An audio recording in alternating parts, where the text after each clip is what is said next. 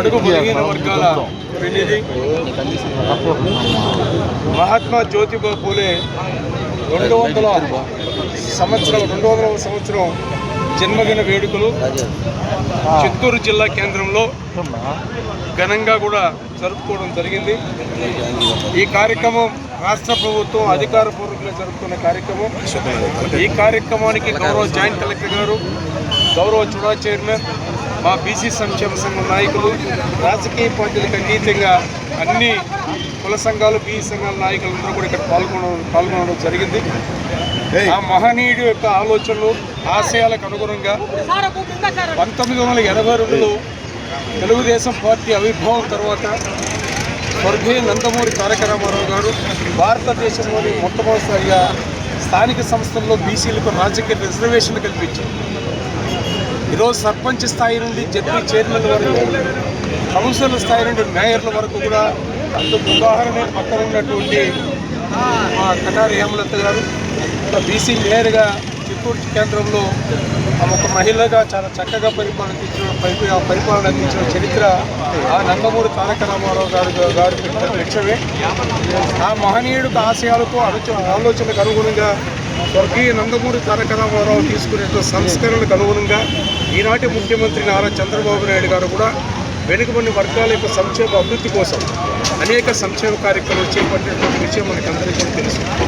అయితే ఈరోజు గౌరవ ముఖ్యమంత్రి గారికి బీసీ సంక్షేమ సంఘం తరఫున ఒకటే విజ్ఞప్తి చేస్తున్నాం. కేంద్రంలో ఎన్నో సంవత్సరాలుగా వెనుకబడిన వర్గాలు కాశ్మీర్ నుండి కన్యాకుమారి వరకు 60% బీసీ వర్గాలు చట్టసభలో రాజకీయ రిజర్వేషన్ కల్పించాలని, బీసీ మహిళలకు రాజకీయ రిజర్వేషన్ కల్పించాలని.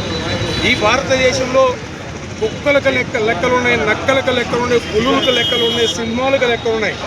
అయితే బీసీ వర్గాలకు లెక్కలు తీయకపోవడం అనేది ఇది చాలా బాధాకరమైన విషయం, దురదృష్టకరమైన విషయం. ఈ భారతదేశానికి ఒక బీసీ ప్రధానమంత్రిగా ఉన్న సమయంలో కూడా వెనుకబడిన వర్గాల లెక్కలు తీయడంలో ఎందుకు వెనుకడుగు వేస్తుందో కేంద్ర ప్రభుత్వం మాకు అర్థం కావట్లేదు. ఈ మే నెల 1వ తేదీ నుండి కూడా జనాభా లెక్కల సేకరణ తీయాల్సినటువంటి అవసరం ఉందని ఈరోజు కేంద్ర ప్రభుత్వం తీసినా ఈ లెక్కల సేకరణలో కూడా బీసీలకు లెక్కలు తీయడం ఒక కాలం లేకపోవడం తీవ్రంగా ఖండిస్తున్నాం. ఈరోజు 200వ సంవత్సరం మహాత్మా జ్యోతిబా పూలే సందర్భంగా బీసీ సంక్షేమ సంఘం తరఫున కేంద్ర ప్రభుత్వాన్ని డిమాండ్ చేస్తున్నాం, విజ్ఞప్తి చేస్తున్నాం.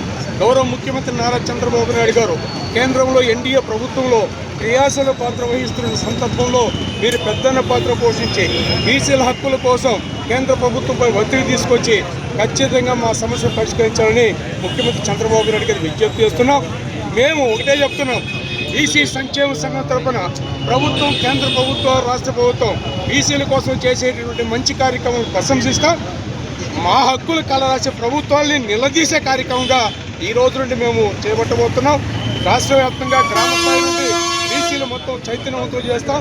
దేశవ్యాప్త ఉద్యమాలు రాకుండా కేంద్ర రాష్ట్ర ప్రభుత్వాలు చొరవ తీసుకోవాలని కూడా మరొకసారి విజ్ఞప్తి చేస్తూ ఈ నెల 19వ తేదీ తిరుపతిలో రాజకీయ పార్టీలకు అతీతంగా బీసీల హక్కుల సాధన కోసం బీసీ మంత్రుల్ని, బీసీ ఎమ్మెల్సీలని, బీసీ ఎమ్మెల్యేలని, బీసీ ఎంపీలను ఆహ్వానిస్తున్నాం. బీసీల యొక్క హక్కుల కోసం ఒక కమిటీతో ముఖ్యమంత్రిని కలవబోతున్నాం. తద్వారా ప్రధానమంత్రి పైన కూడా ఒత్తిడి తీసుకొచ్చి బీసీల హక్కుల్ని సాధించుకుంటామని కూడా పత్రికా ముఖం విజ్ఞప్తి చేస్తూ సెలవు తీసుకుంటాం.